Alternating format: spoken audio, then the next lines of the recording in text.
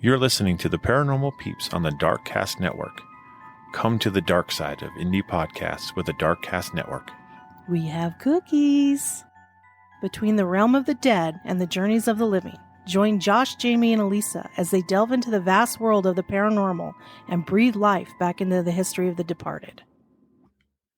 Hey, everybody. Welcome back to the Paranormal Peeps podcast. I'm Josh. And I'm Jamie. And Elisa is on hiatus at the moment. Yes. She's just not feeling very well.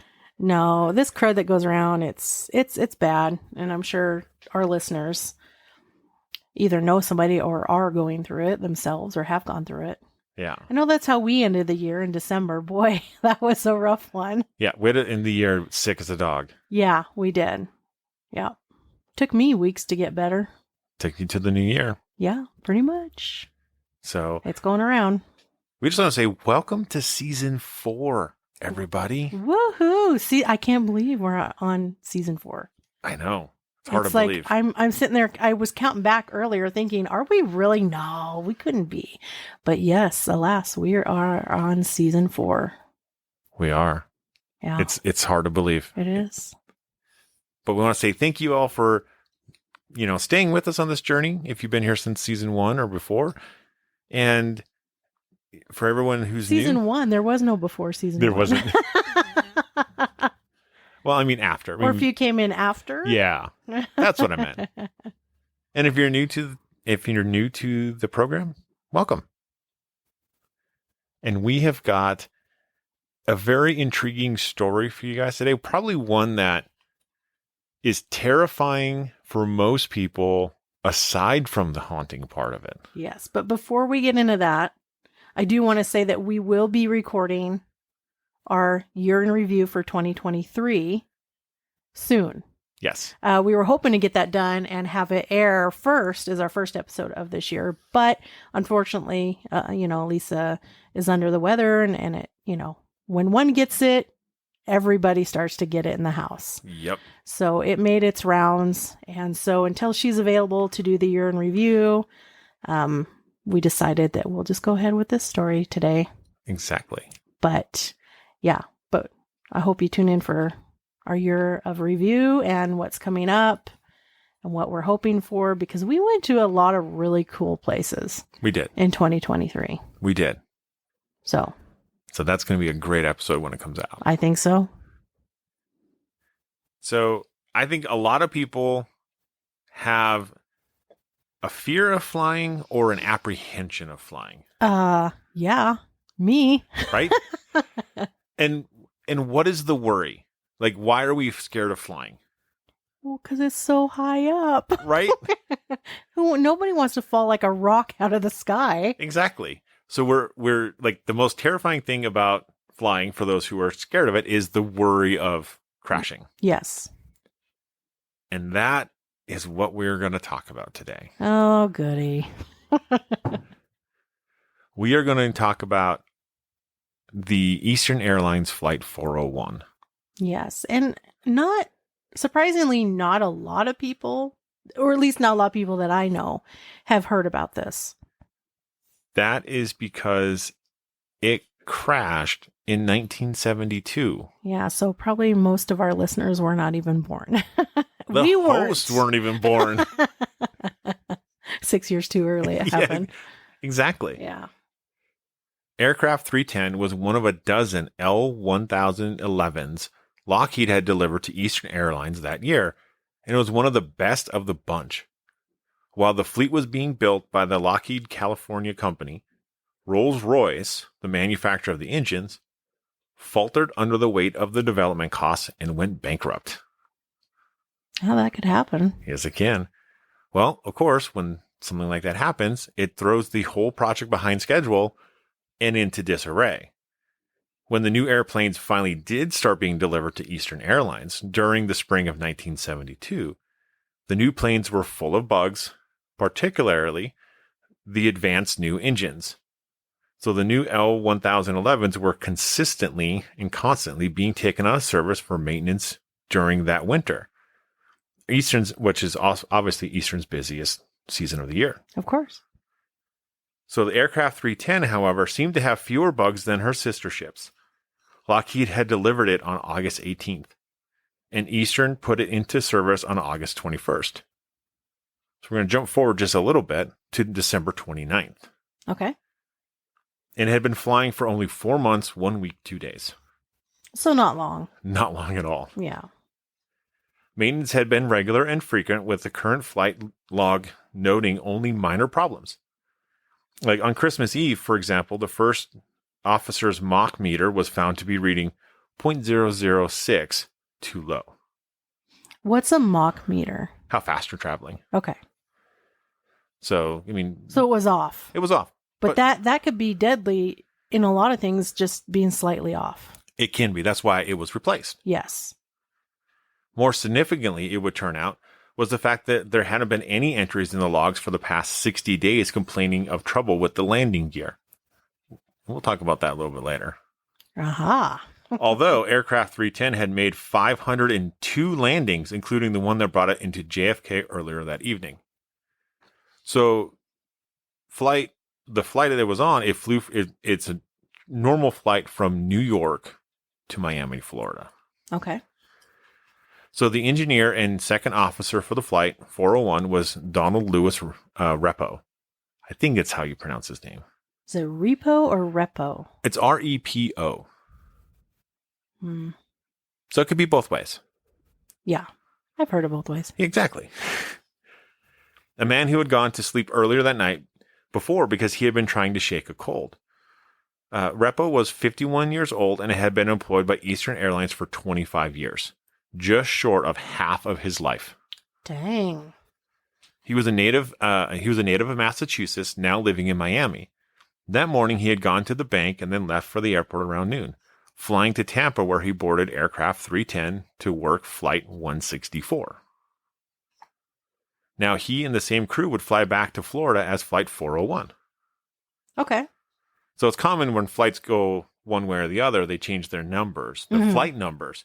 But the aircraft number is always the same, which we never see. Right. At 7:43 that evening, operating as Flight 164, the Whisper Line N310EA touched down at JFK after flying in from Tampa.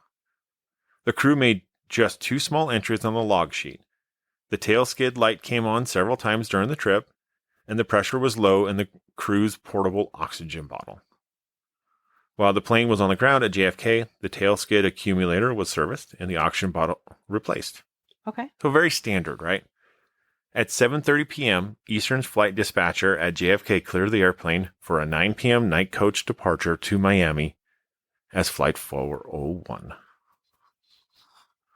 So everything's routine so far, which, let's face it, that's how you want your flights to go. Always. Always want everything routine. Yep. Yep.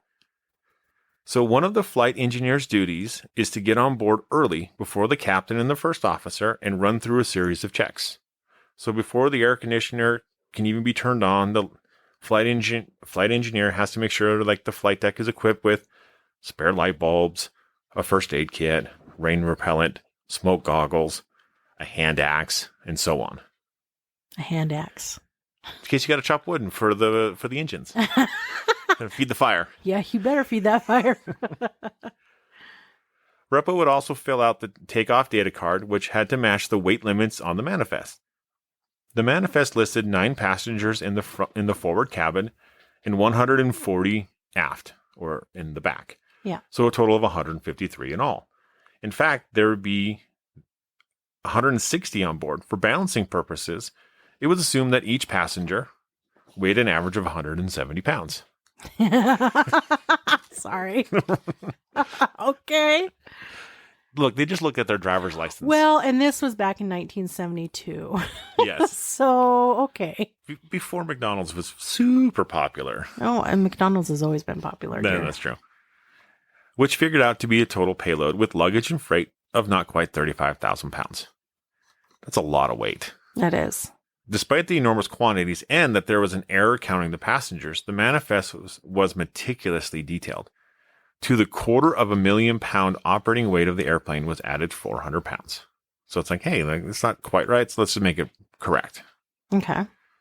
This was for 2 additional men who would occupy the flight deck jump seats during the flight. Warren Terry, a co-pilot, and Angelo Donadio, a maintenance specialist. Both of whom were off-duty airline employees who were deadheading, which it's slang for hitching a free ride to go to your next duty assignment. Yes.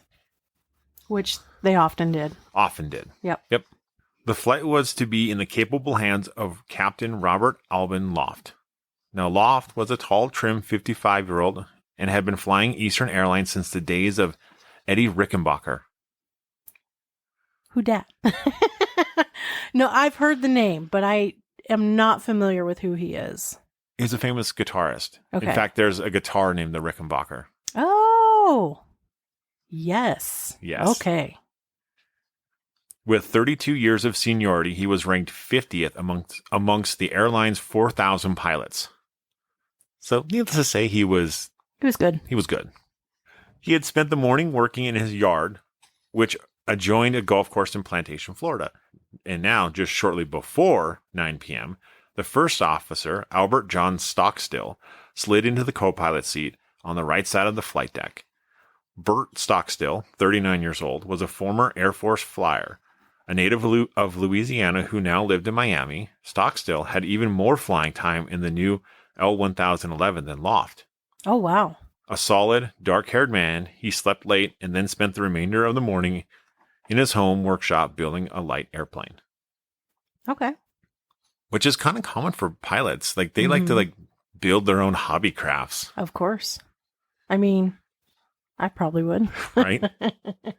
Together, the crew started the L-1011's engines. Outside, the off lights blinked out, warning the ground crew that the airplane was about to come to life. Repo turned on the fuel pump. Turning number 2, the pilot said as he depressed the start switch. Like a multi-million-dollar pinball machine, the instruments winked awake with colorful lights, first green, then amber, setting in motion a series of terse 1- and 2-word functions. Valve open, push, oil press, on, enrich. Finally, at 9:20, word came from the tower that it was Flight 401's turn to take off. Once on the runway, Stockstill released the brakes, applied thrust, and aircraft 310 rolled forward, gathering speed down the runway for more than a mile. It doesn't ever seem that long when you're on the runway, does it? No. It's like, quick and up you go. That's right. It's a little intense. It is.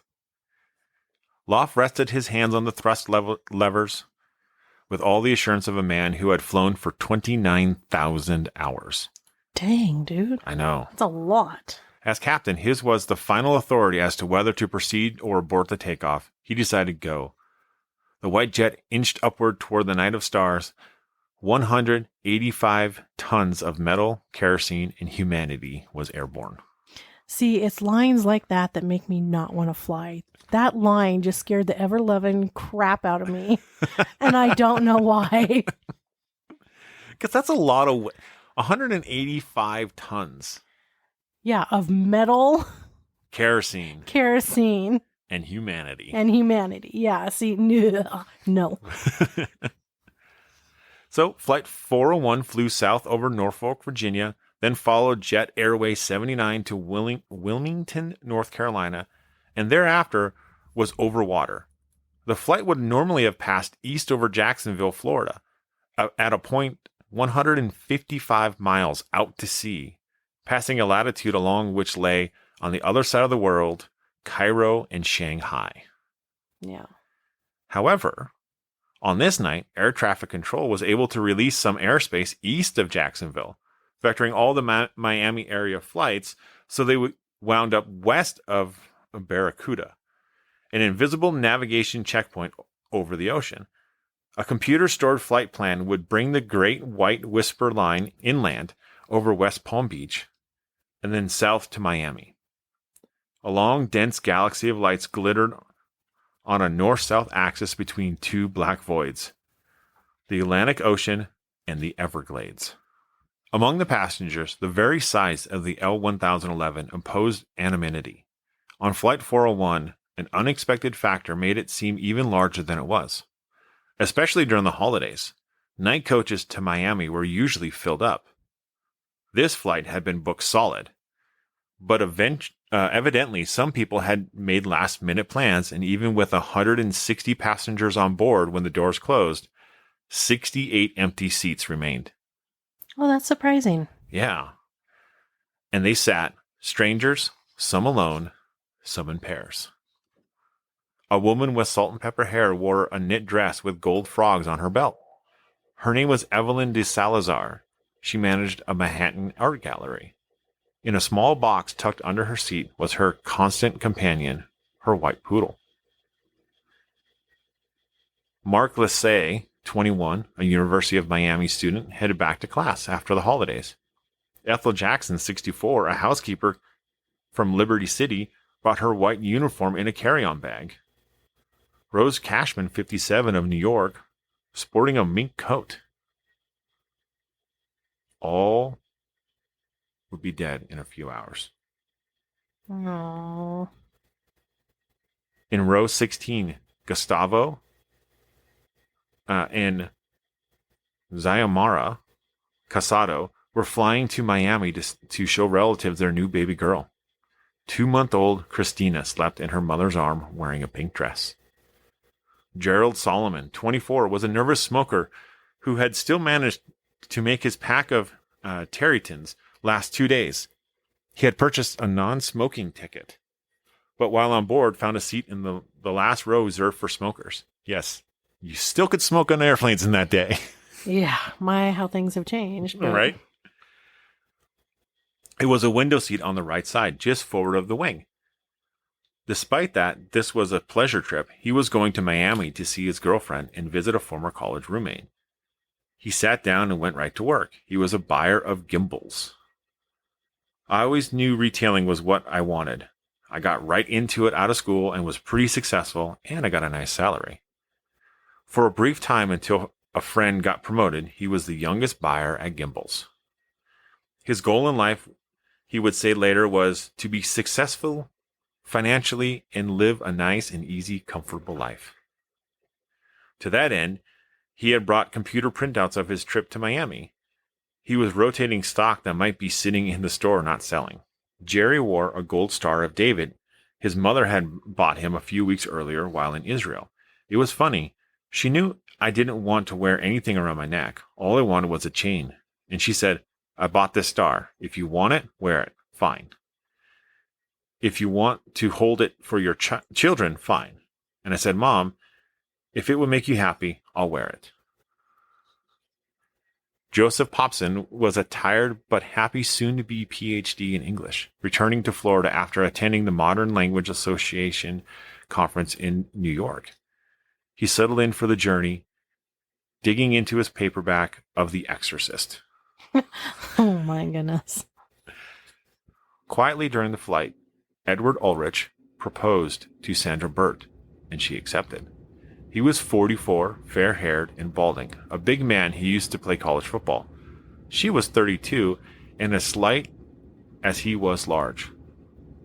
They both lived in Seymour, Connecticut, where he was a salesman for a copper company, and she was a secretary at a bank. I thought you'd like to see this, he said, reaching into his pocket, producing a diamond ring. She looked at the ring, smiled, and said thank you. They laughed and drank a champagne cocktail. It was ironic that the flight had more than 6 empty seats. For when they booked, they were told the only seats available were in first class. Oh, jeez. Bert bought the tickets anyway. He and Sandra boarded the plane early and sat near the front in seats 4A and 4B. Directly ahead of them were a row of seats in the first class lounge, where there were several additional empty seats and a buffet of cheese and crackers. To the right were more empty seats, and behind them, an airplane carrying 176 people. Yet Ed and Sandra were very much alone. Interesting. Right?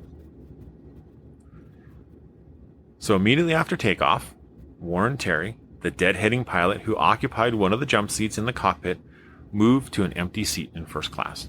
Obviously, he's like, Well, yeah, if so many are open, why not? why are you going to sit in these squished little seats in the very tail? Exactly. I wouldn't. This left 4 passengers in the flight deck for the remainder of the flight. The first officer and co-pilot, Bert Stockstill, flew the plane. Bob Loft, the captain, operated the radio. This was normal procedure for Eastern Airlines. Pilot and co-pilot customarily flew alternate legs of the flight. One pilot flying and the other assisting. Behind Stockstill sat Donald Repo, the flight engineer.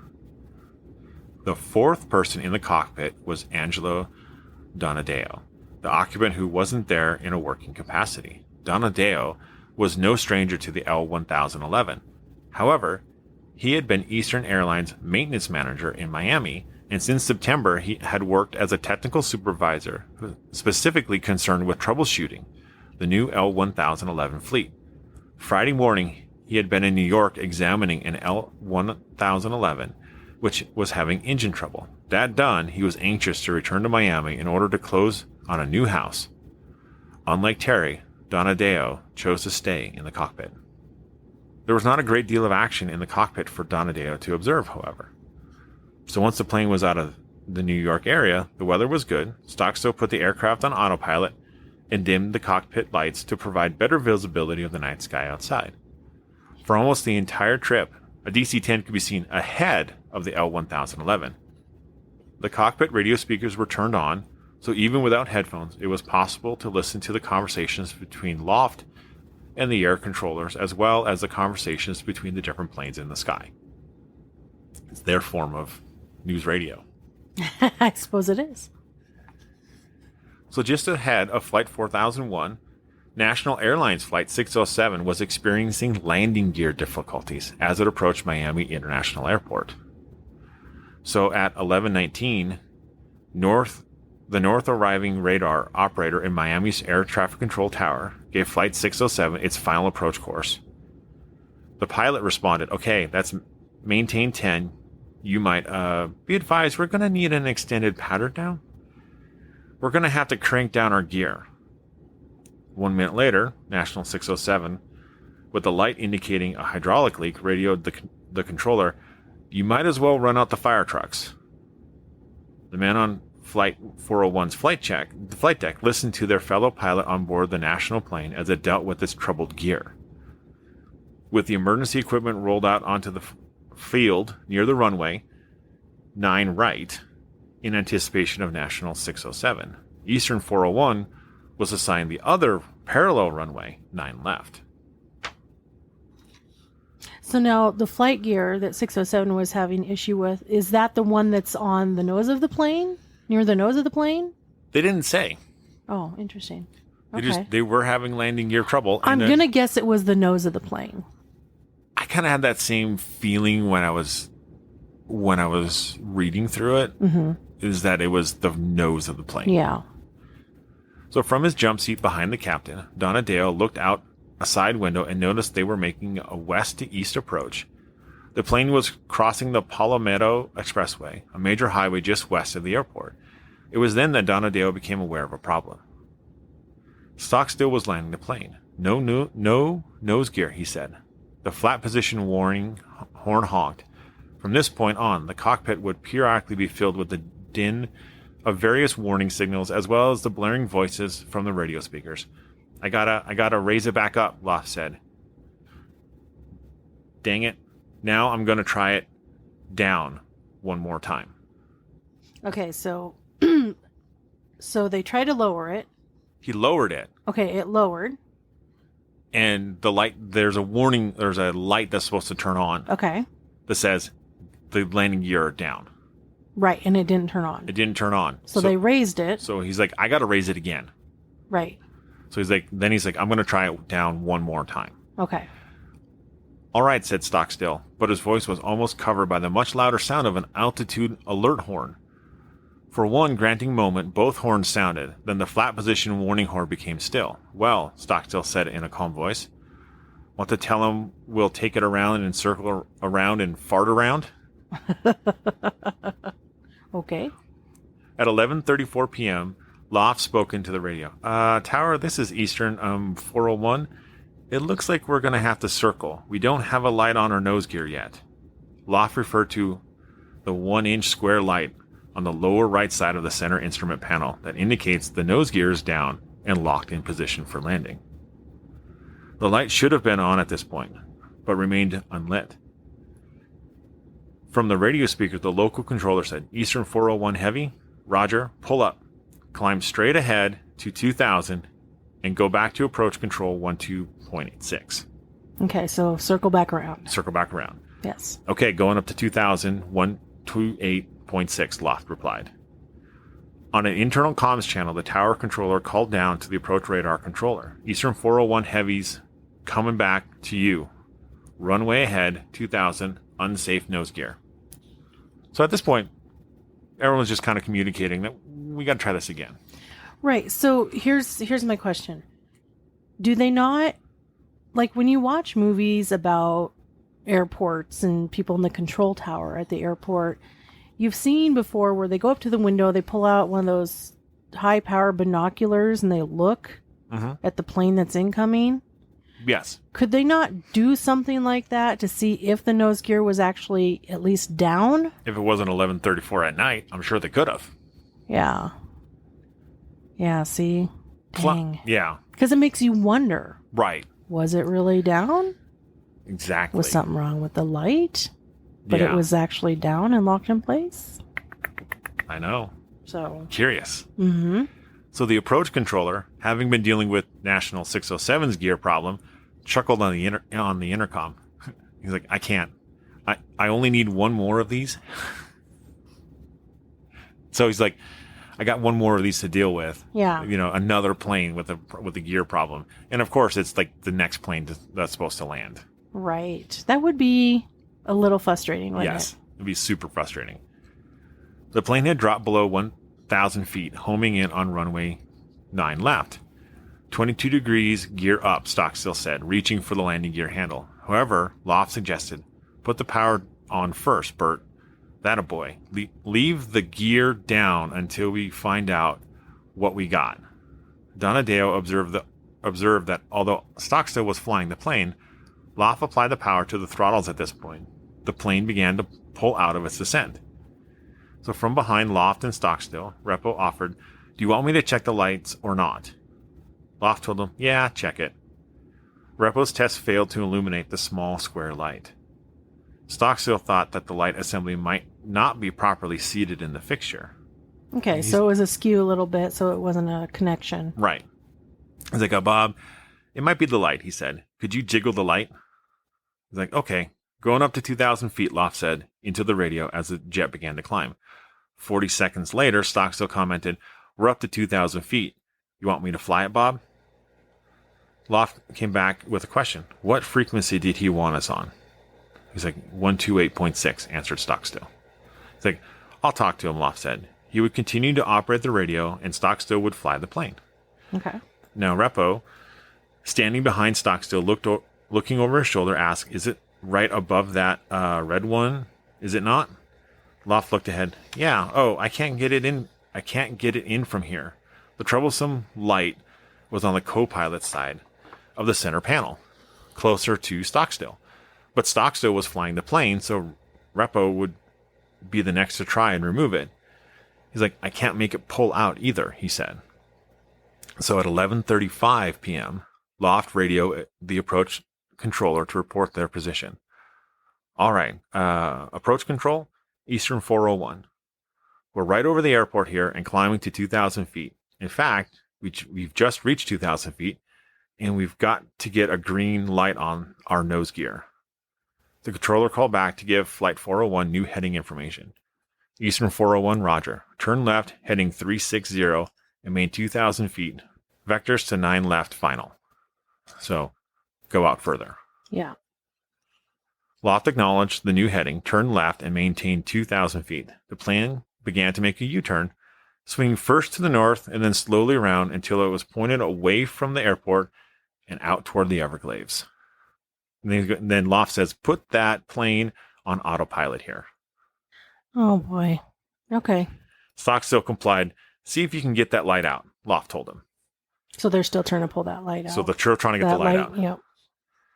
Back in the passenger cabin, some people noticed that they were turning. As the plane circled, Ruiz, seated in the back of the plane, walked over to the flight attendant, Pat Geisels, and wondered why the aircraft was flying away from the city lights.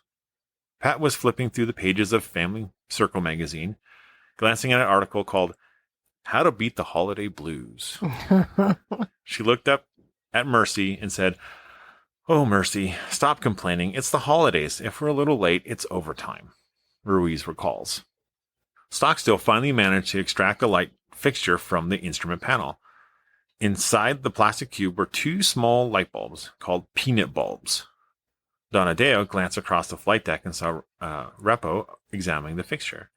He did not see the flight engineer remove the old bulbs and insert new ones, even though there were spare bulbs on board.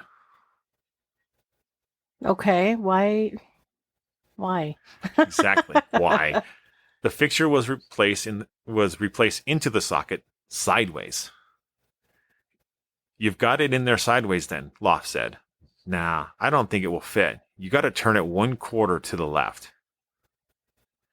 Inserted sideways, the fixture had jammed and the light was still off. Oh, jeez. There were other ways to confirm that the gear was down, and Loft chose one of them. He turned to Repo and said, "Hey, get down there and see if the nose wheel's down."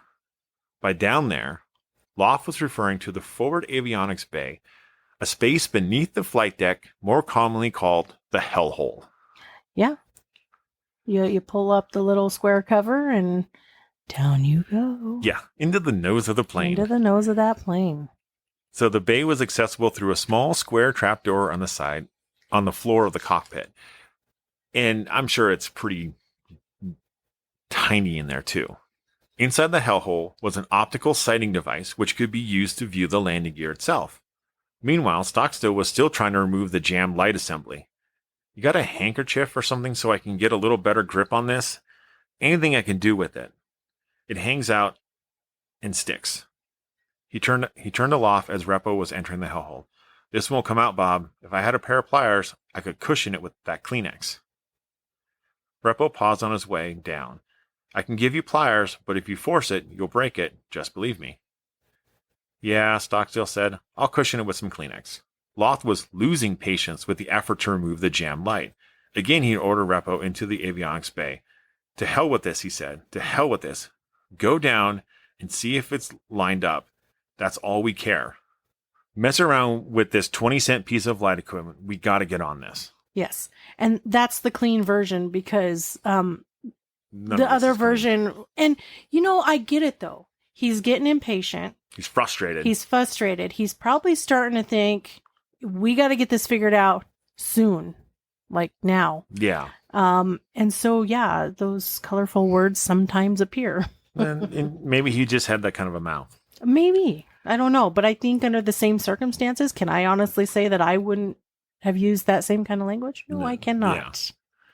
The cockpit voice recorder picked up the sound of laughter. It was clear that the crew viewed the malfunction not so much as an emergency, but more as an annoyance. Sure. At 11:38 p.m., Loft calmly spoke into the microphone to the controller. "Eastern 401 will go out west a little further if we can get here and see if we can get this light to come on here." Okay, but I thought they weren't going to screw with the light anymore. He told, go down in the hellhole and see what we got here. Yeah, but he's talking to... Can't you not crank that landing wheel down in the front by going down into that hole? I believe there's a way to do it. Yes, I do too. To manually do it. Yeah. So the controller responded, "All right, we've got you headed westbound there now, Eastern 401. It was now 11:38 at the airport. National Flight 607, the plane which had experienced landing gear problems, was given final clearance to land on the runway, 9 right. Fire trucks were standing by. Unlike 401's faulty light, National 607's problem was seen as a real emergency. Meanwhile, Loft and Stockstill continued to discuss the light fixture. "Have you ever took it out of there?" Loft asks. "Hadn't until now." "Put it in the wrong way, huh?" Oh my. "Looks square to me," Stockstill said. While Flight 401 was flying over the Everglades, the skies were busy with other flights. Avionica 781 took off from Miami's International Airport on 9 left, followed by Eastern 407. Eastern's Flight 111 landed on runway 9 left. West Indian Flight 790 entered a final approach. Immediately behind that plane was LAN Chile Flight 451, and backed up and waiting to land was National Airlines Flight 437. In the midst of all of this holiday traffic, National Airlines Flight 607, the one with the gear problem, landed without incident. And Loft and Stockstill continue to discuss the lamp assembly. Oh my goodness. I don't know what is holding that in. Wow. They're so... It's foul language in there, I know. Yeah. I don't know Yeah, what... and this is actual communication between... Yeah, this is their actual flight recorder. These are their actual words minus the foul language. Yes. Of course. Always something we could have made schedule. An altitude alert sounded its C chord chime for 1 second and stopped. Loft again turned his attention to the backup method of ensuring the gear was extended. We can tell if that landing gear is down by looking at the indices. I'm sure it's down. There's no way it couldn't help but be. I'm sure it is, Stockstill said. It free falls down, continued Loft. The test didn't show that the lights worked anyway, Stockstill offered, referring to Repo's test a few moments earlier. That's right, Loft agreed. It's a faulty light, said Stockstill. He was still attempting to remove the light. Bob, this light just won't come out. Screw the light. Right? All right, leave it there, said the captain. Finally. Yes. Then Repo reappeared from the hellhole. I don't see it down there.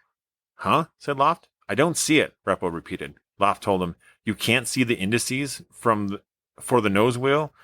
There's a place in there you can look and see if it's lined up. I know, Repo said. It's like a little telescope. Yeah? Well, it's not lined up. I can't see it. It's pitch dark, and I throw the little light. I get nothing. They need a flashlight. Right? So Loft... Where's your flashlight? Exactly. Loft threw a switch on the overhead panel. Now try it. Repo went back down the ladder into the avionics bay. This time, Donadeo followed him. Is there room for two down there? There must have been. As Donadeo left the flight deck, he noticed that Stockstill had his right hand on the yoke and was pushing or pulling the light assembly with his left. Loft had loosened or unfastened his lap belt and was reaching across the center control pedestal, attempting to help. The captain's left arm was braced against the top of the glare shield, which is like the windshield. Yeah. And he was reaching for the light with his right arm, crossing just forward of the throttles. What if you accidentally bump something? Right? At the airport, the approach controller looked at the altitude block listed next to the little blip representing Eastern 401 on his radar screen. The plane was supposed to be at 2,000 feet, but the crisp, green, phosphorescent numerals read 900. Oh, man. The controller radioed the plane. Eastern 401, how are things coming along out there? Loft answered, okay, we'd like to turn around and come back in. And then he told Stockstill, clear on left. From the controller came the instruction, Eastern 401, turn left, heading 180. Loft acknowledged, 180. The L-1011 began a gradual left turn. On the radio speakers, the approach control can be heard telling Land Chile 451 to descend to 1,500 feet. The Land Chile pilot acknowledged. We did something to the altitude, Stockstill said. What? We're still at 2,000 feet, right? No. Hey, what's happening here? At the airport, the approach controller handled another plane and looked again at the radar screen. On the screen, Flight 401's data block read CST for coast, which is shown when a beacon target is lost or becomes too weak to correlate for 3 sweeps of the radar antenna. He radioed the whisper liner again. And Eastern 401, are you requesting the equipment? There was silence. Eastern 401, I've lost you. On the radar there? Your transponder? What's your altitude now? 0. Eastern 401, Miami. No answer. Oh, jeez. Then, after a few moments of silence and radio static, at 11:43 p.m. came an ominous message from another aircraft in the area. Miami Tower, this is National 611. We just saw a big explosion. Looks like it was out west. I don't know what it means, but I thought you should know. Oh, man. They know now. Yep. You just know. So the plane, Man. yeah, the plane was traveling 227 miles per hour when it flew into the ground. Because their altitude was all off. Yep. Now, why is that? So what happens on that plane is there's this knob that you adjust for the autopilot that sets it at 2,000 feet. Yes. The problem is that once you bump the yoke or move the yoke, it takes it on autopilot. Yeah, it disengages auto. But the little indicator that says 2,000 feet, that what autopilot's set at, doesn't change. I wonder why. I wonder why they didn't make it so it does change. That was part of the way the plane was built. The problem was that was never actually taught to the pilots. Well, that's a shame. Yes. Ugh. So that came out after the investigation of the crash, as they were interviewing the experts who built the plane. Experts, my butt. Well, I mean, they built it. They know what's going on. The problem Yeah, is... they built it, but they... The problem is Eastern Airlines didn't train their pilots. I think there's a long line of people at fault here. Yes. So the plane was traveling at 227 miles per hour when it flew into the ground. The left wingtip hit first, then the left engine, the left landing gear. Together, they slashed 3 trails through the sawgrass, each 5 feet wide and more than 100 feet long. When the main part of the fuselage hit the ground, it continued to move through the grass and water, disintegrating as it went. From impact to last movement, the whisper line traveled more than 1/3 of a mile. Wow. Midway along the path, the plane slewed around until it was sliding backwards. The great white fuselage burst into 5 large pieces and countless fragments. So, here's a few just actual survivor moments from people on board the plane. So when the plane first touched down, it seemed to Anne Connell that it did so in a normal horizontal landing position. Then it lifted again, and hit again. My husband grabbed me. What followed felt like a roller coaster and a wild whip ride. Barry Connell threw his arm around his wife. He noticed that while the first touchdown was light, the second was hard and grinding impact. The nose of the plane slewed clockwise. A fireball rushed through the cabin from the front to the rear, touching the ceiling and extending as low as the tops of the seats. Dang. The plane was skidding when Cannell felt a blast of cold air and a wet, inrushing wave of fuel. He knew the plane was breaking up. Oh. In the front of the plane, strapped into her seat against the rear wall of the cockpit, Adriana Hamilton felt the entire nose of the airplane rotate violently to the right. She lurched left, but was held by her seatbelt. The lights went out, and she was in darkness. She was wet, she smelled aircraft fuel, and was seized by the fear of fire. I would be too. There's got to be so many things running through your head. Exactly. Is this it? I mean, that's what would be going through a lot of people's brain and thoughts, I'm sure. In the extreme rear of the aircraft, sitting in the coach lounge, Beverly Raposa felt the plane bang to the left. She felt herself being shaken like a rag doll. I could see my arms going in front of me from side to side, and I felt my feet also going from side to side. My body was held in tightly by the shoulder harness, but the rest of me was going along with this jolting. She tried to see what was happening. Her view was partially blocked by the service console and a coat closet, but she saw a ball of flame in the cabin.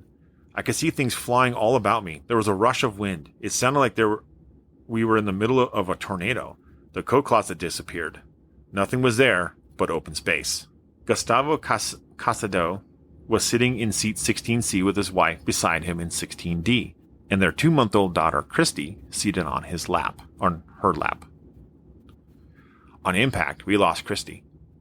We searched for her in the dark amid the debris for more than 20 minutes. Oh my. From what to me seemed as an eternity and finally a miracle. At more than 40 feet away, my wife felt her cry and rushed to pick her up from a mangled twist of wires and bushes. Felt her cry or heard her cry? Felt her She cry. said felt her. She said felt her cry. Well, thank goodness. Right? So, to grasp the size of the Everglades and how empty it is, it's necessary to imagine a land nearly half as large as Connecticut, flooded by a foot of water, overgrown with impenetrable sage. Yeah, and there's critters. And there's critters. On December 29th, 1972, Robert Marquis and a friend were riding along in an airboat through the dark expanse of the swamp, gigging frogs. Like catching frogs. Gigging.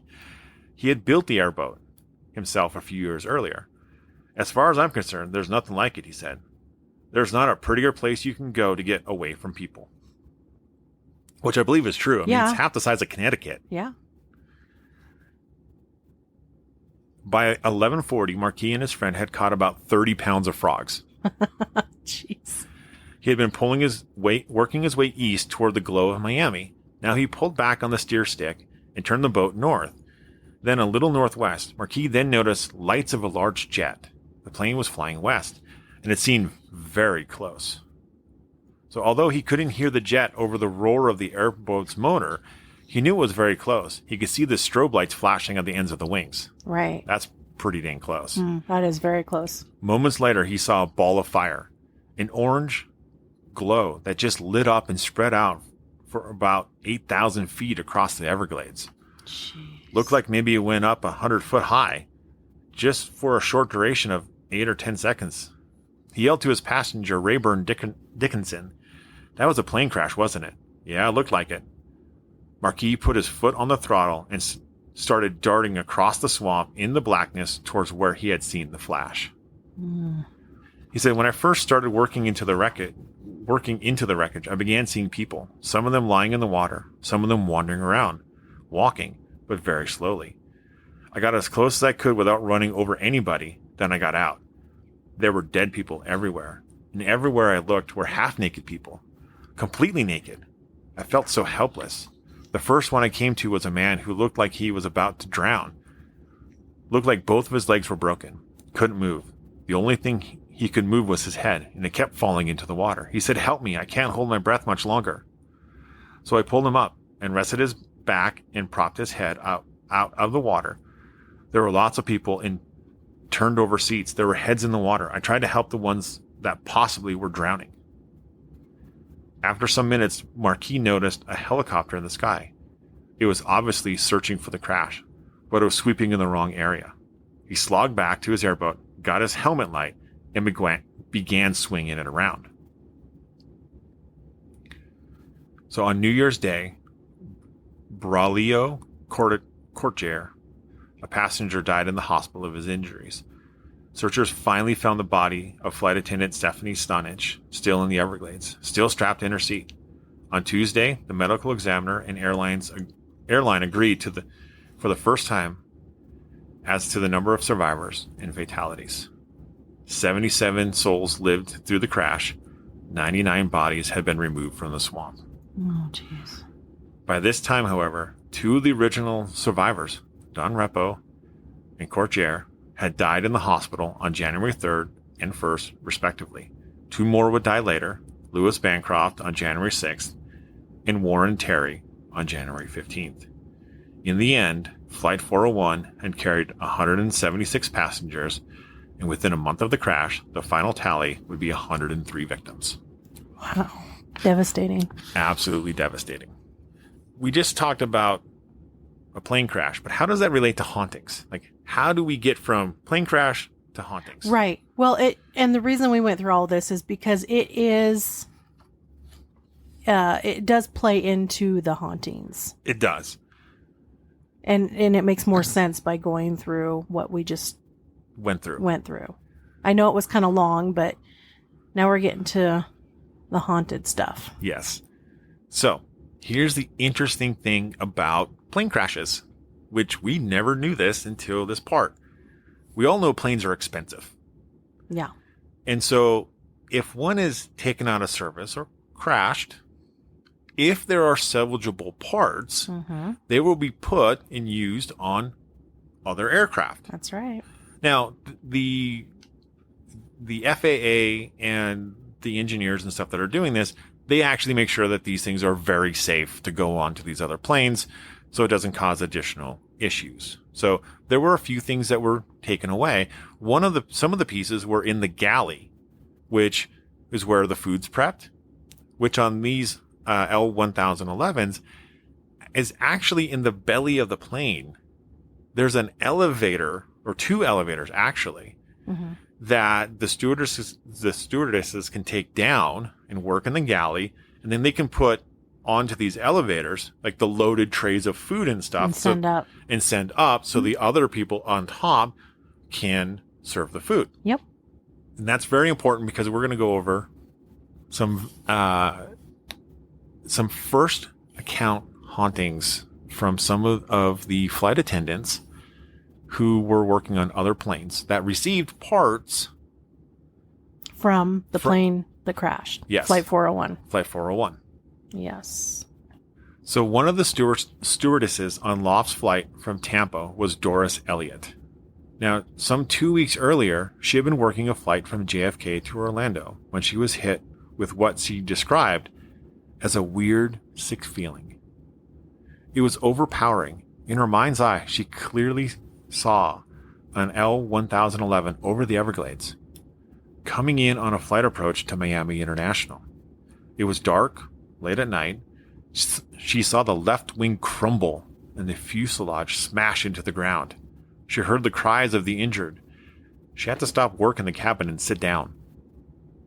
Wow. Two of her friends, flight attendants, immediately came over to her side. They asked Doris what was wrong. She told them she had had experiences like this before, and they had turned out to be almost totally accurate. 4 of her former classmates had been killed at a railroad crossing, and after she had foreseen the accident. So almost like a premonition. It's a premonition. Oh boy. They asked Doris when this new accident was going to happen. Around the holidays, she told them, closer to the New Year's. It is going to be us. Or is it going to be us? No, Doris said, but it's going to be real close. Doris regained her composure and finally was able to put it out of her mind. In fact, it was completely out of her thoughts when she arrived at Kennedy that December 29th, 1972, shortly after 7:30 that evening. The cockpit crew, Loft, Stockstill, and Repo, went directly to plane 310, and they would begin their pre-check immediately. They were discovered to have a new assigned cabin crew of 10 stewardesses, and they had not yet arrived to handle the full complement of passengers that had been booked. There was not much time left. Flight 401 was to leave at 9 a.m. or 9 p.m. Considerable work had to be done before boarding. In a last-minute switch, Captain Loft's team of stewardesses, including Doris Elliott, was assigned to Flight 401. The originally scheduled cabin crew was flying up to New York from Miami on Flight 26. They were late, and it looked as if there was little chance of reaching JFK for a turnaround on 401. They were a closely knit team and had been enjoying working together during the Christmas month. In fact, just before leaving Miami, they had asked a friend to take a picture of them as a group. They were jovial and relaxed as the picture was taken. One of the stewardess group, whose name is withheld here, had not been in a jovial mood for some 6 months before the picture was taken. She had consulted a psychic medium in the northwest sector of Miami, not far from the airport, and he told her that she was to be in a plane accident before the year was over. She was going to think that she had been killed, but she must have confidence that she was alive, even though all around her there would be total blackness. This scheduled cabin crew arrived at JFK at nearly 8:40 p.m. They scurried off their plane and over to Flight 401, which the standby stewardess had already boarded.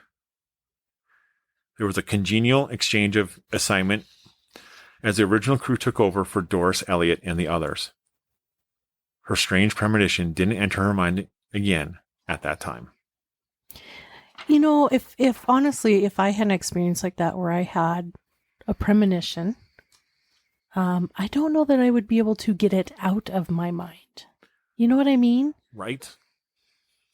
I don't think I'd be able to get it out of my mind. I would think about it constantly. Yeah. I mean, how interesting though. There was one premonition and one psychic medium reading Mm-hmm. for two different people. One person had this premonition of a plane crash. Is it going to be us? No, but it's going to be close. Yeah. And it was by about 20 minutes. It was that close. It was going to be them. The other gal, she knew she was going to be in a plane crash, but she would survive. Right. So, I mean, that is terrifying. And as before the year's over, it's the 29th of December. Yeah, there's not much time left. There's 3 days. Yeah, I don't know. Yeah. That's kind of freaky. Kind of freaky. No, that's terrifying. Oh, yeah, okay, that's a lot terrifying. There's a book written about this accident. It's called The Ghost of Flight 401. In it, there are flight attendants who decided to talk to the author and give their firsthand accounts of ghostly sightings that happened on the plane. Yeah. So one of the flight attendants' name is Ginny, and this is one of her accounts. She said in March of 1973 that she was assigned to an L-1011 flight out of New York to Fort Lauderdale, along with her close friend, Denise Woodruff. It was plane 318. Both of them liked to work in the spacious L-1011, either up in the cabins or down in the service galley, where over 200 meals could be heated in the glass door stainless steel ovens that rimmed both of the sides. That's pretty big. That's massive. It was a cozy, quiet area. There was soft illumination coming from the lighting panels that spread across the entire ceiling. Some preferred to work down there because they could be alone with their thoughts as they loaded the carts full of trays on the 2 skinny elevator platforms and sent them up to the cabin crew above for serving. The elevators would carry either the food carts or 2 cramped stewardesses. There was less hassle and more privacy down there, away from the incessant demands of the passengers. The flight carrying Ginny and Denise was full, and the service demands were heavy. Denise squeezed into one of the tiny elevators and came down to the lower galley to give her friend Ginny a hand in the galley. In the meantime, Ginny was on her way up to the passenger deck to see if she could help the girls out there. So they just switched. The two elevators passed each other. The main deck, Ginny learned that Denise had gone down to the galley to help her. It took only a couple of minutes for Ginny to get ready to return to the lower bay galley. Unknown to her, Denise was coming up in the elevator as Ginny was going down. Oh my. So Ginny was a little surprised not to find Denise there. She thought nothing of it, however, except that she had a strong feeling that Denise was still down there. As she continued her work, the feeling grew. Denise was down there, she was sure. She could feel her presence. It was quite a pronounced feeling. She shrugged it off and continued loading the meals from the ovens on the carts. Although the feeling of a presence in the galley increased. Then Ginny was convinced that she knew the reason. Denise was never above a healthy, practical joke and must be hiding from her. There were several cabinets in the galley. Perhaps Denise was idiot enough to squeeze into one of them for a big surprise sort of thing. Denise decided to wait her out, but now the feeling of the presence of someone else in the room grew until it became almost intolerable. Ginny knew somebody was there in the galley with her. It was an awkward, uncomfortable feeling.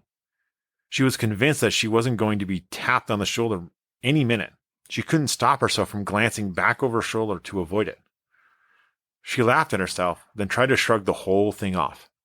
It didn't work. Ginny finally gave up. She went over to the cabinets, opening the doors and shutting them again. Denise was nowhere to be seen. As much as Ginny tried to dismiss it, the feeling of a definite presence was growing so strong now that she could feel herself backing against the wall to avoid anyone who might be behind her. She felt silly and ridiculous.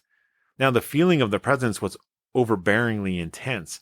She had never felt anything like this before in her life. A genuine fear gripped her. She had to get to those elevators and get away from the closed-in galley. She had almost paralyzed with fear. She slid against the wall, against the row of ovens, toward the elevator. She couldn't believe the way she was acting. Ginny reached the elevators, pressed the button, and waited with her back against the wall beside the elevators. It seemed to take an endless amount of time for the elevator to arrive. She leapt into it, white and shaking. The ride up seemed interminable, and at the main cabin she pushed open the door and almost knocked over Mitty Darrow, another flight attendant. "Jeannie," she said, "what on earth's the matter with you?" "I can't talk about it," Jeannie said. She felt foolish and ashamed for herself. "Come with me," Minnie told her. She followed Mitty to the back of the plane. Denise was there, and she too was visibly shaken. "You're both more upset than I've ever seen you," Mitty said. She turned to Ginny. "Did the same thing happen to you that happened to Denise?" Ginny was beginning to get more command of herself. "What happened to Denise?" she asked. Denise blurted her story out. When she had gone down in the elevator to the lower galley, Ginny must have been going up because no one was there. When she arrived, she was immediately hit with a cold, very clammy feeling, something she had never felt before. She had waited a few moments for Ginny to return. The feeling grew worse and seemed to be completely overpowering her. She had done the same thing Ginny did later, run for the elevator. Reaching the main deck, she told Mitty Darrow about it and went to the back of the airplane to try to recover. She had no idea that Ginny had experienced the identical feeling. They asked Mitty not to say anything to anyone about the incident, and she agreed. So it makes me wonder, I mean, for them to be so... Okay, so, when we go out and we investigate, Yep. and this doesn't happen very often, but sometimes it does happen where you know when something comes into the room or is like behind you, and when it's unmistakable. For me, it's when it's not something good. Right. And it doesn't happen often. But Yeah, you know. So for these women, both of them have the exact same experience at different times. Yep. Because one was down there, one was not, and then vice versa. And just the feeling, and it left them so shaken. It makes me think it wasn't anything good. What makes you what it thinks, but then again, we're normal investigators, and we deal with the paranormal all the time. Okay. To those who don't deal with it normally, an unknown presence in the room, benevolent or not, can be terrifying because you're Maybe. think about it. You're down there working, right? And you just feel someone's behind you, Mm-hmm. and you don't know what it is. Yes, but for that growing dread for it to just build and build to the point to where they're on panic. Yeah. Unless it was a spirit that wasn't necessarily bad, but that was trying to, I don't know, get them out of there. I don't know. It could just be trying to get their attention. Right. Because it just, I don't know. I guess for me, it's just like a big, huh? Yeah. So this isn't the only thing that's happened on this plane. Oh, no, there's lots of things. So it was only a few weeks after this, Doris Elliott, the lovely flight attendant with the premonition, Mm-hmm. she was working in the lower galley of plane 318. Oh. Same plane. Yep. And Doris knew nothing about Ginny and Denise's experiences. So, because Right. no one knew it, no one said anything. So she had nothing to predispose her to anything going on. Right. Alone in the galley on plane 318, Doris Elliott suddenly realized that she was experiencing one of those minor kinks when the galley became uncomfortably cold. She kept on working, stacking the freshly heated passenger trays neatly in the service carts. The cold persisted, a damp, penetrating cold. This was strange because, if anything, the opening and closing of the ovens often been hot. Often made the galley warmer. Yeah. She finally called the flight engineer down to see if he could correct the situation. When he arrived, he agreed the temperature was extraordinarily cold, and they went to check the thermometer. It read 90 degrees, without question. but the cold was still persisting. You know what's interesting? When they describe it as cold and damp, Yes, like the Everglades exactly. Like the Everglades. at night. At Cold night. and damp. Although she was puzzled, she was sure that the situation could be corrected by maintenance, and he would report the anomaly on landing. In the meantime, the rest of the flight would not take too long, and Doris planned to go to the passenger deck as soon as she finished serving. Except for the distinct discomfort, neither the engineer nor Doris gave the incident any further thought. Right.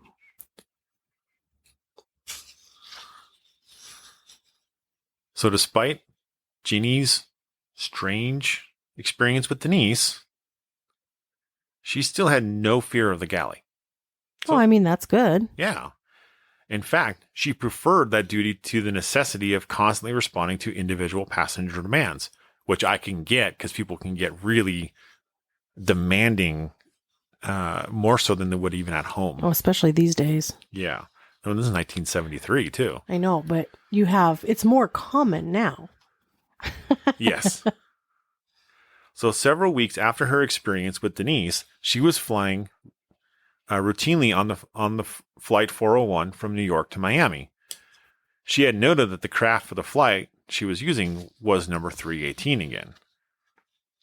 Down in the galley, she was waiting for the elevator doors, ready to send up more food to the flight attendants above. In the peak periods, the elevators were often slow. They would not return down their narrow shaft until the doors on the passenger deck were firmly closed and latched. Jeannie was growing a little impatient. She pushed the button several times to summon the elevators and waited. Then she leaned back against the starboard wall of the plane and rested. To her left was the bulkhead that separated the galley from the section that carried the electrical equipment for the plane. It could be entered by a large, heavy bulkhead door with a small window, the size of a porthole. Out of the corner of her eye, she became aware of a hazy, cloud-like formation just in front of the bulkhead wall. Puzzled, she turned and looked at it. The galley was brightly lit, and she had no trouble in examining it in detail. It was not condensation or steam or smoke. She knew that. It seemed to be at the size of a grapefruit, but it was getting bigger. It was almost pulsating in a strange way, and the shape was more substantive and articulate than smoke. If it had been smoke or even condensation, she would have immediately notified the flight engineer. To make sure, she checked a nearby vent.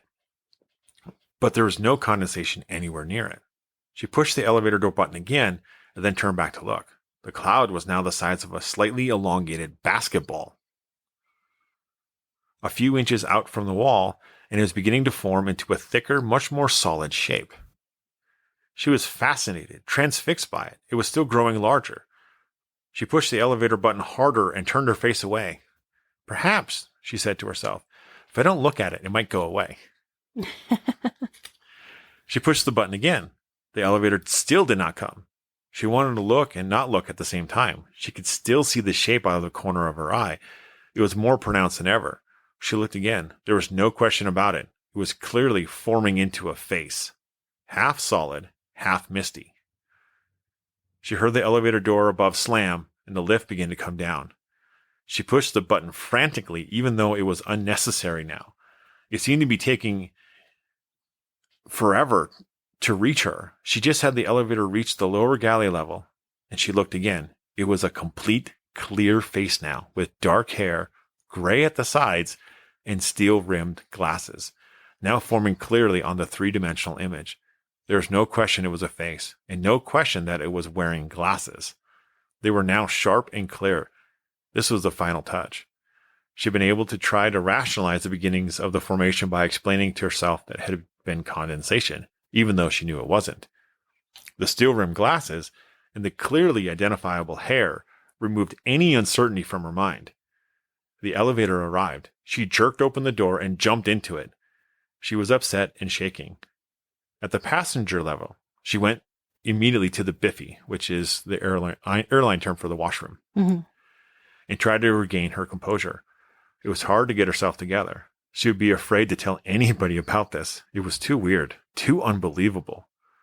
The first experience was difficult enough, but that was shared with Denise. Now she was alone. She didn't even want to tell Denise. Even when she had seen the eyeglasses form on the already well-articulated face, she knew in her own mind that she was not creating an image of her own. That would be a little intimidating. It would be super When intimidating. you're down there alone, you watch this misty, cloudy thing grow Yep. and then start to become clearer and clearer until it's very clear. Yeah. Yeah. And you can make out a face. Mm-hmm. I mean, how, as an investigator, that would be That'd be amazing. awesome. Be like, did you get that? Did you see that? Yeah, but if you were alone, even as an investigator, while there would always be, this is amazing, this is so cool, there's always a little bit of that. I need to check my pants now. Yeah. Yeah, exactly. That's where your paranormal depends come in. That's folks. right. Never leave home without them. Exactly. Or never do a podcast without them. What? Oh, now come on. So plain. I've heard it both ways.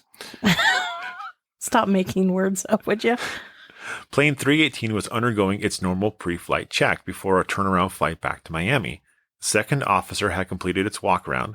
The captain and first officer were in their seats in the cockpit, running through the endless list of details designed to make sure that nothing was overlooked that could affect flight comfort or safety, like those blasted landing lights. In the cabins, the flight attendants were preparing the plane for boarding. The Marriott caterers had already finished loading the food containers in the lower galley and was all set.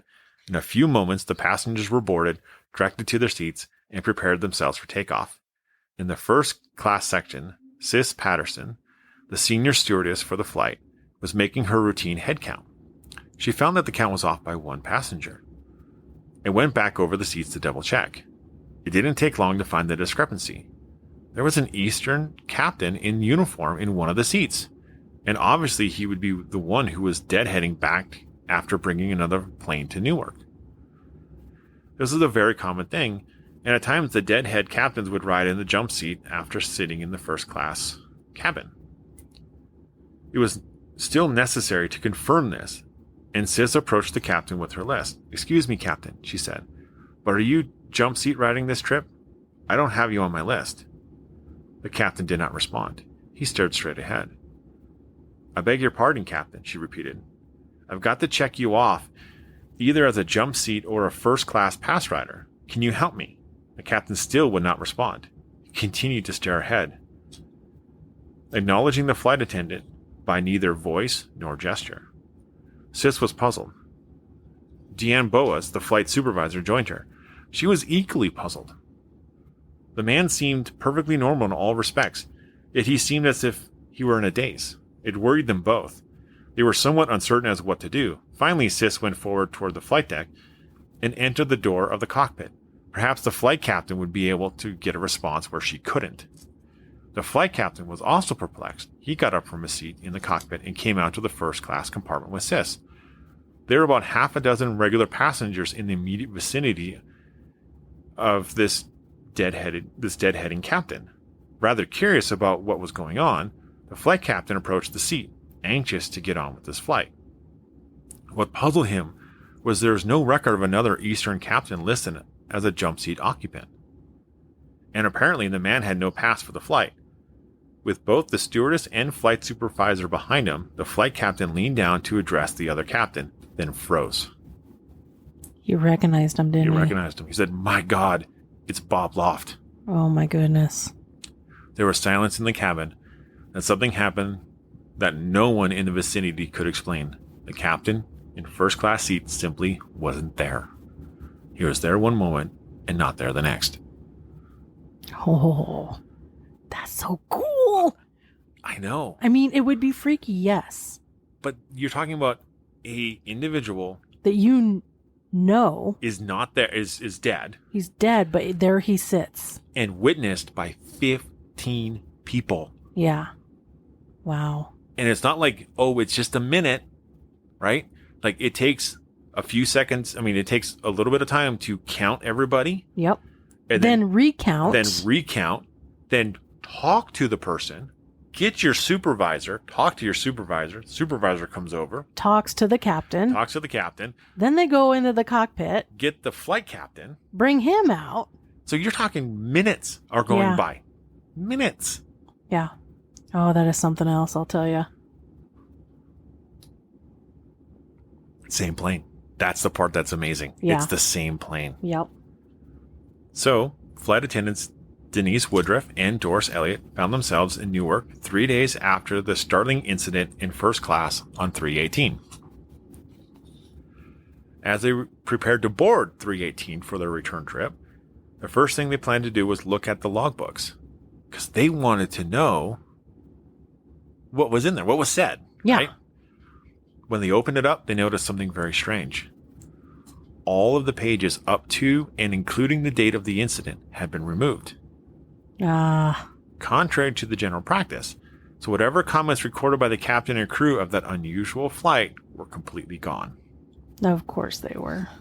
So Ginny was on cabin duty on flight 26, which was plane 318 again, as it was going to New York. The flight was relatively smooth, except for a minor low-altitude turbulence. Pretty common. After they had passed through it, the plane showed a tendency to roll slightly to the right, then straighten, then roll to the right again. This continued for a considerable time until landing at Kennedy in New York. The plane was checked thoroughly with the hydraulic and electrical control systems carefully tested. No apparent reason for the roll was found. Minor adjustments were made, and plane 318 took off again on schedule from Kennedy to Miami as flight 401. It wasn't long before the plane began the slight roll to the right again, followed by the equally slight recovery motion. It was somewhat annoying, but not really disturbing. Jeannie went about serving the beef eater martinis, the scotches, the cokes from her beverage cart, and a little annoyed about the slight yaw to the right, but not concerned about it. She was approaching the cabin section, situated over the wing area, when a man sitting there called her down the aisle to him. He pointed out the window and said to her, "What is that over the wing?" Ginny bent down and looked out.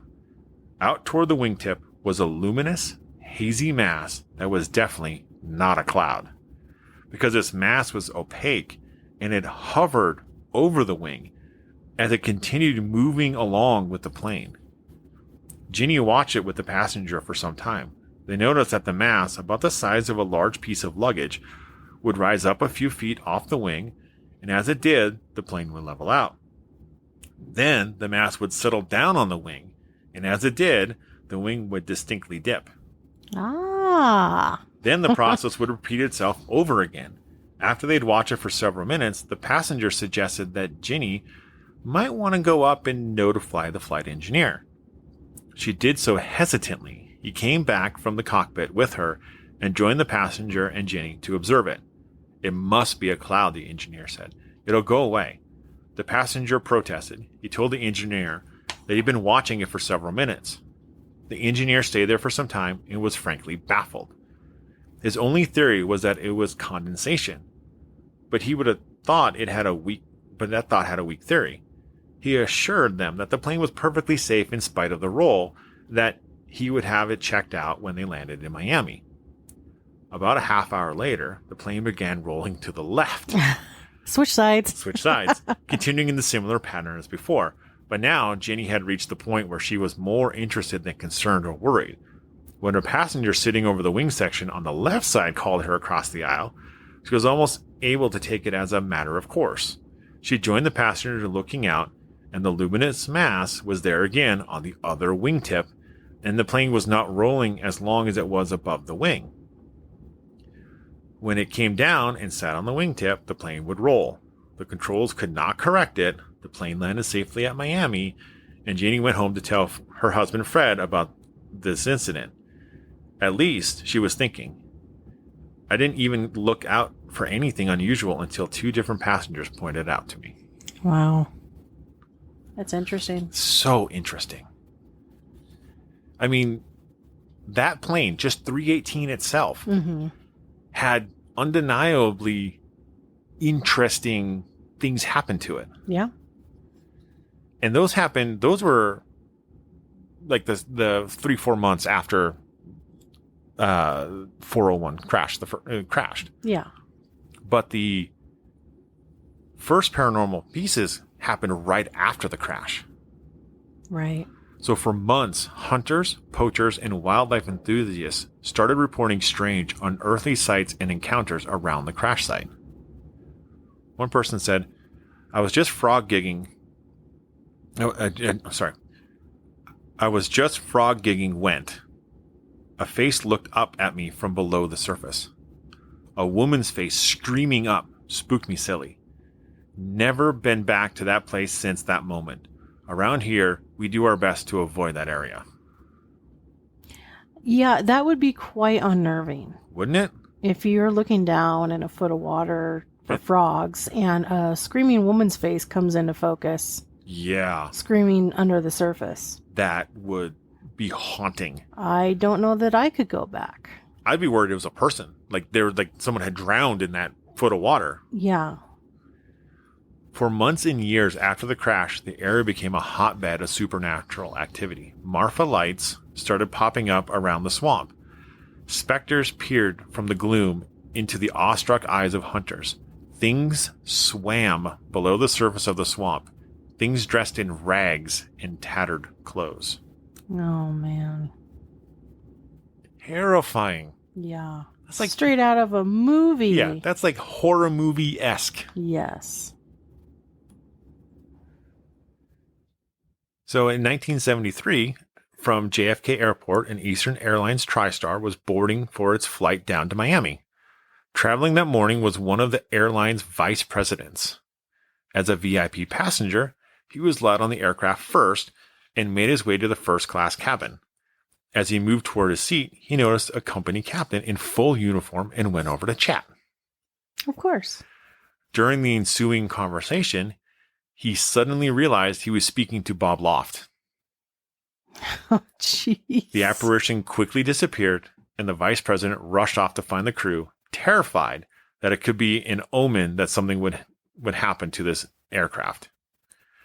A search of the plane was carried out before any other passengers boarded, and there was no sign of the mystery captain. It seems that when Captain Loft appears, okay, Yep. and this is the second report we have, that the minute somebody recognizes who he is, Yes. he disappears. Yes. Yeah. But he talked to him. So Yeah, that's astounding. Did they say what the conversation was? they did not. Just that he had a conversation with a pilot. Man, I wish they would have said what the conversation was. I know. I would It'd have be so loved awesome. to know. So a few months later, back at JFK, a crew boarding the same aircraft were surprised to see Loft already sitting at the flight deck. They apparently chatted to the ghost, not realizing who he was, before he vanished right before their eyes. The flight was later canceled as the crew were too shaken to operate. I mean, I don't blame them. Again, they talked to him. Yeah, and nothing was said about what they discussed. Nothing. I know. Come It's annoying. on. So on these aircraft, we know that flight engineers do the pre-flight checks before everybody else, right? Yes. So on this particular day, the flight engineer was stunned to see an Eastern second officer already in his seat. He immediately recognized him as Don Repo, and the apparition said to him, "You do not need to worry about this pre-flight. I've already done it." Then he disappeared. Do we trust him though? Wasn't he the one that couldn't get the little bulb out and put it in wrong? And No, that was the Oh, co-pilot. okay. Okay. That was the co-pilot. He just had to go down on the hellhole and look, and he couldn't see anything. Okay. Which I get. It's dark. Yeah, it's dark. Some weeks later, another captain was checking the instruments before a flight from Miami to Atlanta. Staring him right in the face was the unmistakable outline of Repo's face. The captain claimed he distinctly heard the words, "There will never be another crash on an L1011. We will not let it happen." Wow.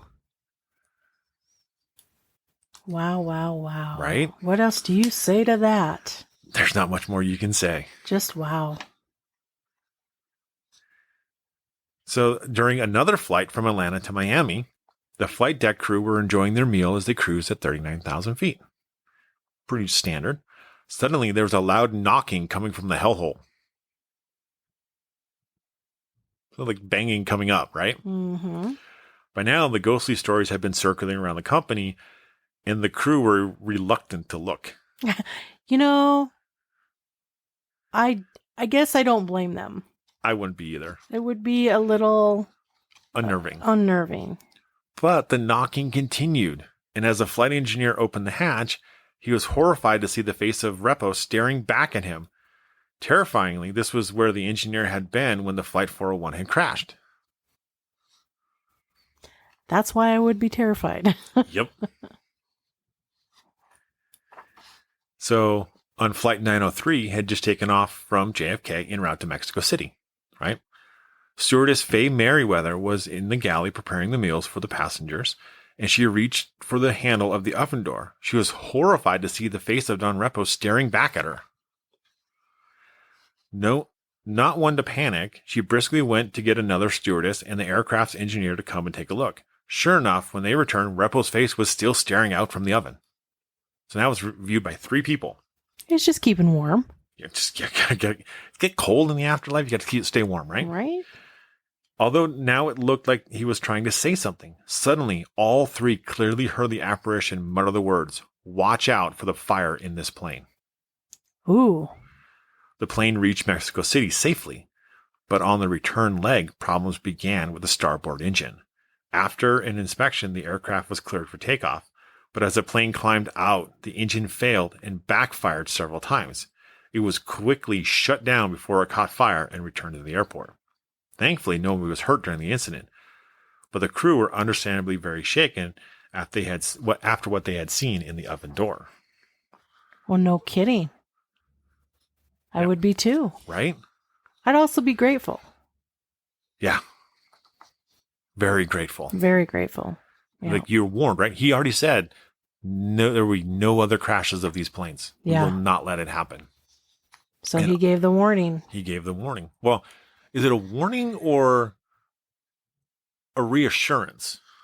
You know, I don't know. I don't know. To be in that moment, and depending on the person who got the message or the people that got the message, everybody could take it differently. Yep. So later on the same plane, another flight attendant saw an engineer she didn't recognize fixing the plane's oven. She asked another engineer on the flight who the other engineer was, but he told her he was the only one on the flight. Later, the flight attendant recognized the engineer she had seen when looking at photos of Don Repo. Oh, dang. He was fixing the plane. Maybe he was fixing the oven so that there wouldn't be a malfunction and a fire. Right? Or explosion or whatever. Another flight attendant on a flight from New York to Miami opened the overhead storage bin to put a passenger's luggage in there and saw Bob Loft's face staring back at her from the other side. That That would be scary. That would be scary because that's the last place you expect to see anybody. Well, an oven too, but Yes. But up in the compartment? Yeah. An entire cockpit crew claimed they saw Bob Loft sitting among them on another Eastern Airlines flight. They said Loft warned them about some faulty wiring, which was then found and repaired. Wow. I know. So we're almost done. We got one more report. Okay. Lay it on me. And it's not on an airline. It's not even on a plane. Okay. Well, now I'm intrigued. John Repo believed. So he was one of 4 siblings. He was a teenager when his father's plane dropped into the Everglades. He told this reporter in 1997 that there were a lot of coincidences that happened. He said his father came to him one evening on his wedding night. He and his new bride entered their sparkling clean room at a Miami hotel. They had told nobody where they were staying.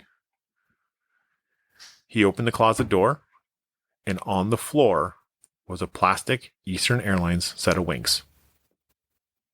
Oh, wow. Isn't that neat? Oh, that's so sweet. So sweet. So neat. Oh, man. So despite all of these reportings, all of these stories that have happened, Eastern Airlines candidly dismissed that any of their planes were haunted. Well, they're going to. But nonetheless, they removed all of Eastern Airlines 401 plane parts Yes, they did. from those planes. Yes, they did. And then ever since then, there have been no reports of any hauntings. No hauntings. And unfortunately, Eastern Airlines is out of business. Yeah. I wonder whatever happened to those parts, though. Well, some of the parts, like the original floorboard from the flight, Mm-hmm. now sits in the the archives at History Miami in South Florida. Okay. So it's in a museum, right? Other parts are in Ed and Lorraine Warren's Occult Museum in Kentucky. I did not know Connecticut. that. I did not know that. Yeah. Isn't that neat? I mean, yeah, in a sense, I guess. But maybe now this means that like the spirits of like Loft and Repo are at rest. I hope so. I hope, I mean, I would imagine that they are at rest now. I mean, once those planes no longer fly. Right? Yeah. And so that is nice in itself. Although I got to say this, there was a front cabin or lounge area. Mhm. There was a rear lounge area. Yes. There was an elevator where where the flight attendants could make food. Yeah. This was a very nice plane. Yeah. Can we have that back? No, because it costs money. And then, I mean, look at airline tickets now already. I know. Can you imagine if they built, a dozen or so of those type of planes again? What that cost would be? It'd be astronomical. Yeah. But they sounded luxurious and comfortable. I know. But the way everything is so inflated, everything, Yeah. it would just be far too. So what one of those stories was the most intriguing? They're all intriguing, but I have to say that the ones where Captain Loft would be sitting there, Yes. he would be sitting there and people actually had conversations with him, I know. or he's sitting there not answering, but the minute that the captain of the current flight comes up to him, bends over to talk to him and recognizes who he is, and then they watch as he just disappears in front of their face. Yeah. I mean, for me, that's super intriguing. It's so intriguing. I think that one, especially the one where there were so many people on board the plane. That saw it. It wasn't just one person. Yeah. It was many. The other one that I find intriguing is the VP's conversation with Bob Loft. Like, Yeah.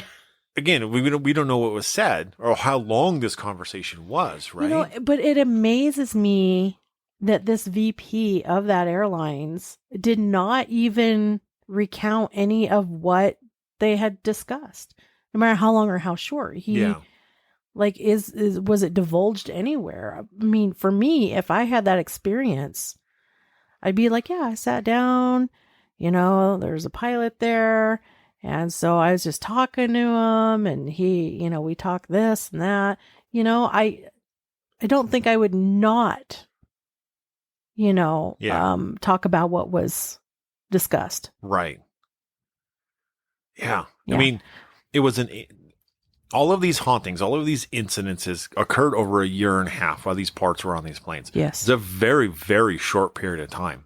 Yeah. That all of these things happened. That's a lot. It's quite a bit. It is so much. But there were not that many L-1011 planes in the fleet.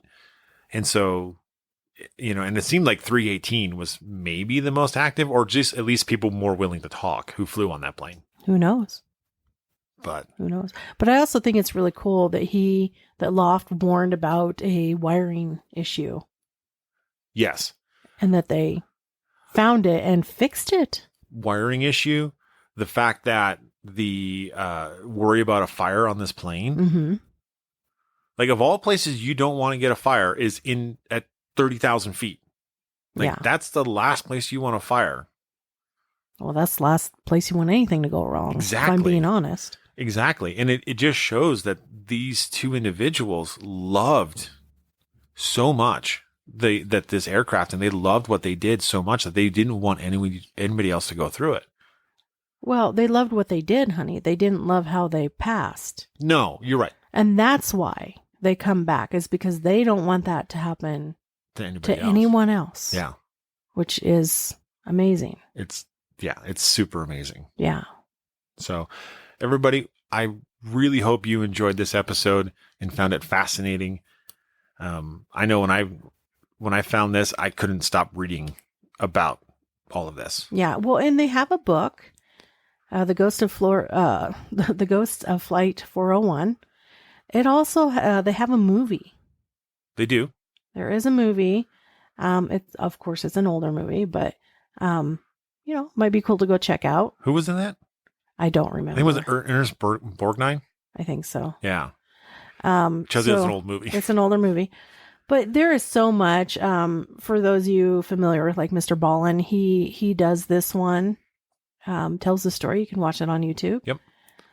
There's a lot. In fact, when I was looking, I found so much out there on this flight. And so, go out there and kind of check some of them out. Yeah. Find more and read the book by Fuller. That's the stories by Ginny were from that book. Yeah. There's also on YouTube, there is some short videos that are like a couple minutes long or a little more of some of the survivors, a couple of them stewardesses and talking about bits and pieces of, they survived and terrifying, honestly. Terrifying, but they survived. So check it out. Go take a look. There's actually even an album from called The Three Hearts from musician Bob Welch. And he recorded a song entitled The Ghost of Flight 401. And that was in 1979. There you go. So explore. Yeah. I mean, for the people who were living in the late 70s who are old enough to remember this, this is a very iconic time for them. Plane crashes, thankfully, they do not happen very often, but when they do, we always remember them. Yeah, that's for sure. So thanks again for listening. Everyone, please, if you like what we do, please subscribe. Please leave us a comment. Please give us a rating. It really helps us out. And as always, stay ghosty, my peeps.